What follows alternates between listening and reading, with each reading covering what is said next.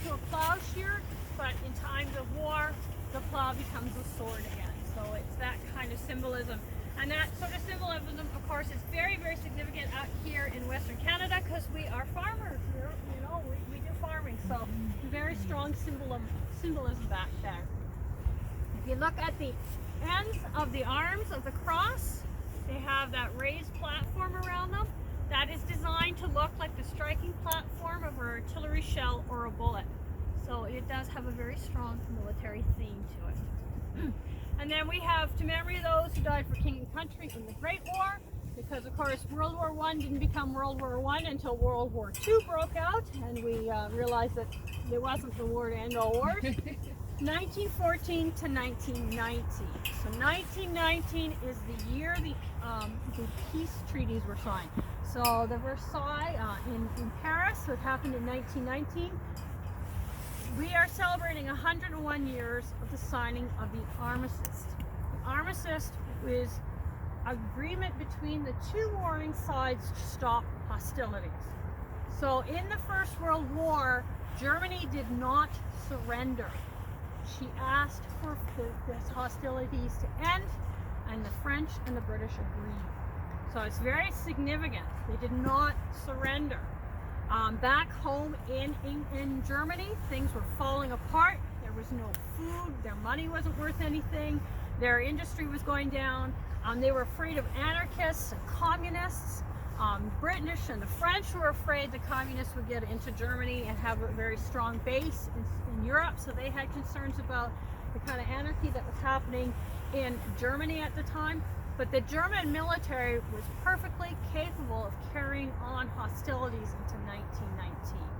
So the armistice was not a surrender. It's, hey, let's stop fighting. And the Brits and the French said, yeah, good idea. Let's do that. They say that if the hostilities had actually continued into 1919, that they would have replaced the commanding officer of the Commonwealth Forces, Douglas Haig, with Sir Arthur Currie, the Canadian commanding officer, and it would have been the first time in the history of Britain that a non-British officer had commanded their forces in the field. So it would have been very interesting if that had happened.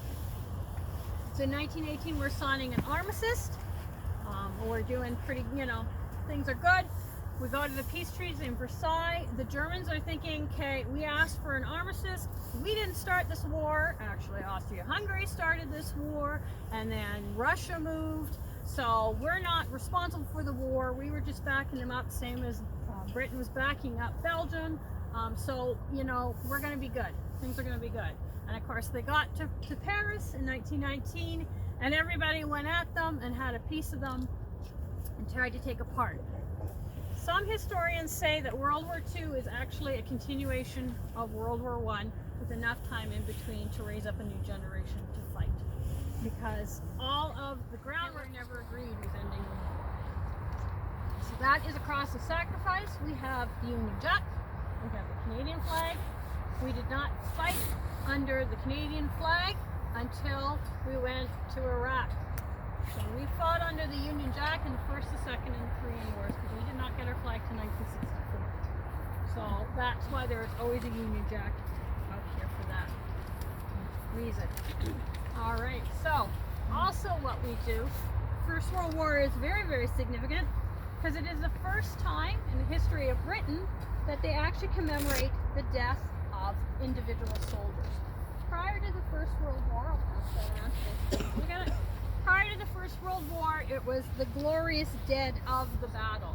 If any of you are Shakespeare fans, and Henry V, when he's reading out the death, and he mentions was it 5 or 6 lords and things, and then he said, none other of name, but so many have died.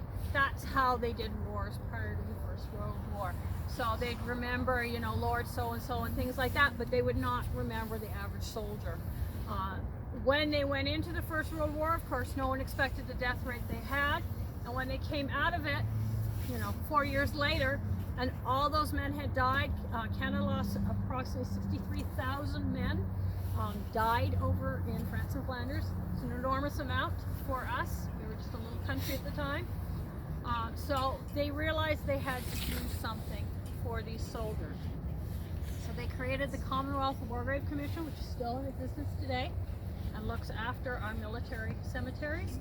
And they had to decide what to do with the bodies because they had to gather them together in cemeteries in order to take care of them. And the decision had to be made how they were going to be remembered. So you have to remember this war started in a Victorian era that was very social structured, strong social class. Officers had to come from a certain class and above. The enlisted men were anything below that, regardless of ability, things like that. It is said that for the first part of the war, at least, British officers had to grow a mustache to show that they were officers. So lots of stuff like that. By the time that 1918 is rolling around, nobody cares what your lineage is. If you're good at command, they're going to put you in there and things like that. And the world that the war created was much different from the world that created the war. So it was decided that all these men, as they lived together, fought together, and died together, would be buried together.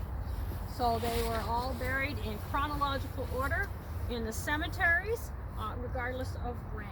So we continue that today. And then they started doing the headstones. We chose this headstone because it was easy to take care of. The French have crosses and the Germans have these funny little triangular things.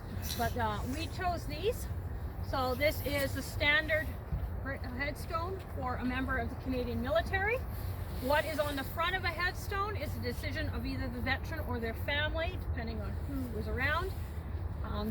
Excuse me, you can put the maple leaf, you can see is quite popular. That maple leaf is actually copyrighted to the Canadian government and they only permit veterans to use it. You can have a cross, the information's all on there.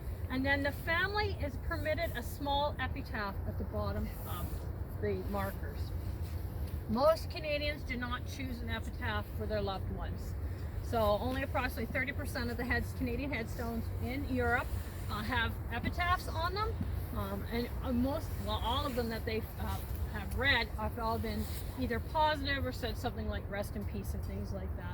So right after the war they're doing this and people are still seeing the value of the war and that it was required and things like that. The Australians, on the other hand, put some, this is crazy, or we lost him for nothing, and that they did allow them actually to put negative comments on the headstones, which I thought was very interesting. They weren't censored at all, but they were the only ones that kind of had something negative to say.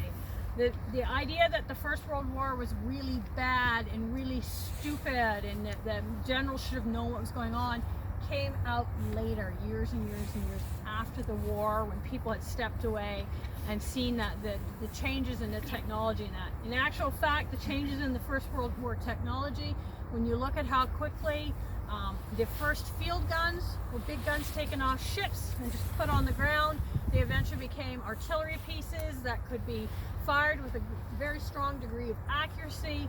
The way planes changed, planes were strictly like a rich man's toy before the war, and of course you think of at the end of the war and then into the Second World War, ships, how much ships changed, tanks, the creation of tanks, the rolling barrage, that's where originally they'd shoot a bunch of shells over, stop firing, and then send the troops out. They learned how to do a rolling barrage, so the troops would come up and the artillery would be falling in front of them and they would follow behind the artillery, so that when they got to the German trenches, the Germans were still hiding from the artillery. So lots of very rapid changes in technology out there. Now what's being passed around is called a dead man's penny by the soldiers. The Brits called it a war memorial plaque, but of course soldiers being soldiers give it a different name. The penny was the lowest denomination of coin in the general currency of Australia, New Zealand, Canada, and Britain at the time. That's why it's the dead man's penny. And on the penny, if you look closely, that is Britannia. She's with her lion, because she has to have her lion. She's not Britannia, she doesn't have a lion at her feet. And she's holding out the laurel wreath of victory. I always laugh because this coin has very subtle imagery on it. You have to be very careful to pick up the message. So she's holding out the laurel wreath of victory. What's the trident for? The trident? The Navy? I saw a trident on the plane. I think it's just she carries trident as well as a lion, right? Because she's a sea power. Yeah, she's a sea power. Yeah. So thank you. So yeah, so she's holding out the laurel wreath of victory. Underneath her here, is another line. Creating the Great War was called the Dreadnought Battle. The Dreadnought War was between Britain and Germany. It wasn't an actual fighting war. Britain at that time, because she was an island, and of course the Air Force was not, there wasn't air travel the way there is now. So she had a very large navy to protect her. And Britain's policy at the time of the First World War was that her navy would be as big as the next two largest navies. So she had a very large navy to protect her. Kaiser Wilhelm was the grandson of Queen Victoria. King Edward was the son of Queen Victoria, so they were uncle and nephew. They did not get along, but they were uncle and nephew. And Kaiser Wilhelm spent a lot of time in England when he was growing up. And he used to go to the big regattas and things like that, and the naval shows and that. So he always wanted a big navy. To him, the big navy was the military thing. Even though he was in a landlocked country, he wanted a big navy. So Germany undertook a shipbuilding program.